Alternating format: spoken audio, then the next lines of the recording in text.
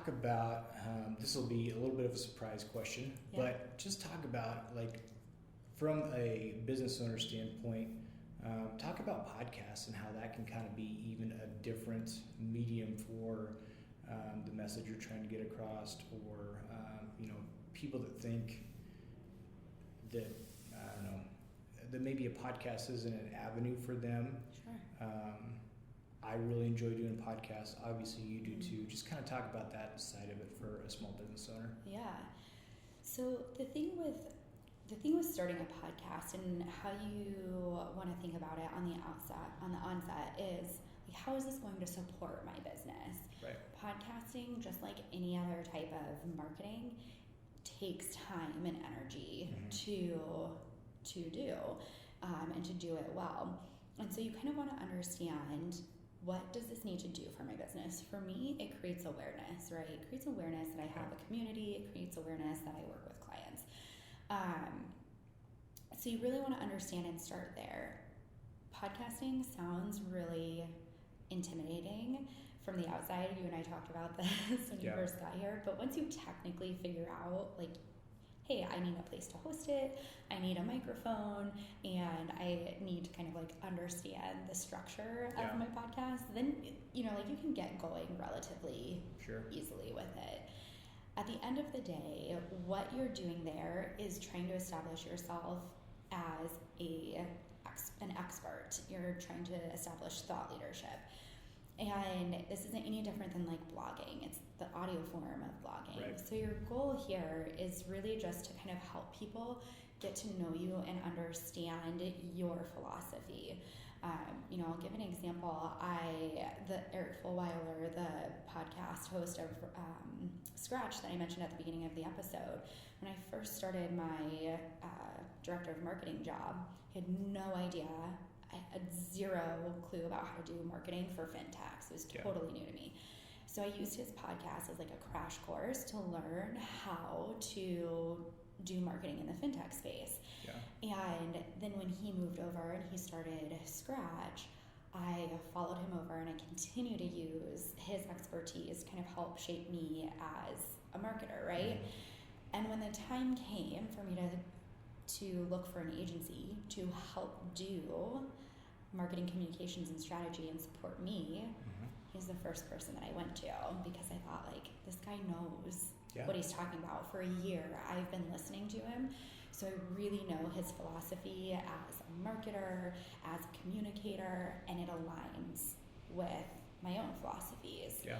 And so that's kind of a broad goal as a podcaster, is to be able to say, like, how can I sort of position myself as an expert so that when the time comes, someone feels really comfortable coming to me because they understand my philosophies.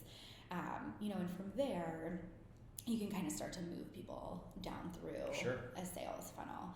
But it's a great opportunity. Podcasting is growing a ton. For the first time ever, podcasts in 2022, end of 21, were considered mainstream media. Yeah. They tipped over into something that Nielsen, which kind of measures media and tells marketers where to buy their advertising, said podcasts are considered mainstream now. Yeah. And so it's a great opportunity for you to, put your thoughts and ideas out there. They're one of like the hardest things to grow, I think. But that's good news for you as a small business owner when you're starting, because having a small audience or no audience means you can fumble around, you can make the mistakes and learn as you go. Yep. And nobody's looking at you going like, well, this isn't what I expected. Like, you kind of get to fumble your way through until you find your groove. And then about that time is when people start, to find you and pay attention. Yeah, so it's a good little opportunity, I think, but not to be underestimated. It's really no different than, if you're going to do social media, you're going to have to grow that audience, and it's going to take time. And podcasting is no different. Yeah. Can you hit, I guess what in air quotes overnight success? Yeah, you probably could. And I think the other part of it too is, don't overlook the fact that you can do some research by finding different podcasts that are out there in your field or something that you're interested in, or kind of where you want your market to be. And sending an email or a message to the host, that doesn't hurt. I mean, if you don't want to start your own podcast, but you think that you've got some knowledge to share, promote yourself on someone else's podcast. As a host, I'm looking for people all the time that can come on and share their knowledge. So take some time and do some research. Yeah. Find a podcast that's out there that maybe you could contribute to. Yeah. And that's just going to help you grow your brand too. Yeah, absolutely. I just, in February, just did an episode, a couple of episodes about how to and why podcast guesting is can be a really great marketing strategy for you. Yeah. For all of the reasons you just said, it's something that podcast hosts are looking for. And if you've got a unique perspective, it takes some time to pitch yourself, but you can borrow someone else's audience. They've already done the hard work of building that up and getting a lot of eyeballs on their content. So you sort of get to benefit from their hard work. But you're adding something. You have something of value to add there by bringing a unique perspective on whatever subject you're the expert on. So podcasts, I think, are a really unique opportunity. I think people are hopping on them a lot now. I get pitched probably 2 or 3 times a week with guests, but I'm starting to see, like, in my marketing networks, they're asking about, like, hey, what about podcast advertising? Is anybody here doing podcast advertising? Yeah. What about, like, sponsors and all, so it's starting, when marketers start to take notice, that's kind of a little clue that it's worth looking into, and it doesn't cost you anything to be on a podcast except your time, so that's something, it's a great free strategy if it's something you want to pursue, but it's a good option. And it's out there it's out there forever.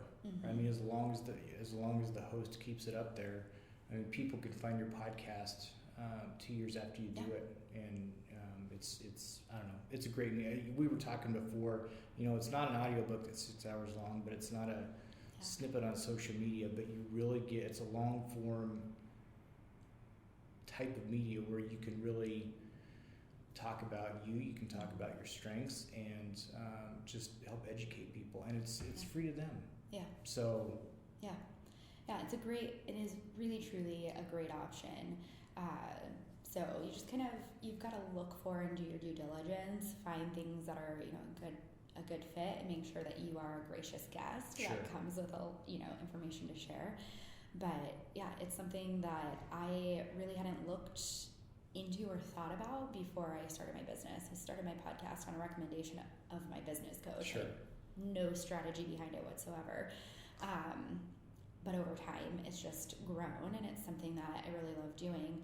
And aside from that, even if you don't get a ton of publicity from it, what I have found is that I make more connections with people. My network has grown exponentially since I started podcasting because of the people that I interview, because of the podcasts I go on. And that is actually more valuable than any of the publicity that I've gotten from my podcast episodes. So that's kind of, a tangential benefit, and networking and building a network is sort of like a sneaky marketing strategy that people don't really consider. But it's probably one of the most valuable things you can do as a small business owner to grow your podcast, or not just your podcast, but to grow your business, just to build that network of people who can make referrals to you. I'd 100% agree.